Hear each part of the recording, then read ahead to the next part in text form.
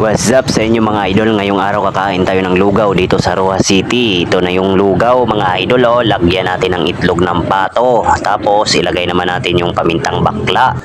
Tapos dyan mga idol, lagay naman natin yung siling almoranas. Napakasarap niyan. Ilagay naman natin yung bawang mga idol para mapait-pait. Tapos lagyan natin ng tuyong panis. Tapos imikos-mikos mo na yan mga idol.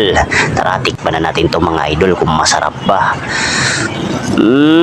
Kanamiton dito mga idol sa Rojas. Masikat dito yung lugaw, kung tawagin nila ay kaldo. Kasi sa Maynila madalas nadadaanan ko puro parisan. Dito naman mga idol puro lugawan or kaya kalduhan.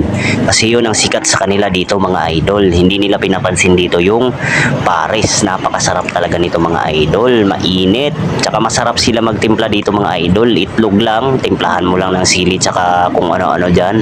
Napakasarap na sulit mga idol. Napakarami pa ng kanilang serving mga idol. 30 lang, may kaldo ka na, may itlog pa, nabusog ka pa mga idol. Let's go! Mag-take out naman ako mga idol para sa akin mga chikiting. Let's go! Dito lang yan mga idol sa harap ng Memorial Hospital.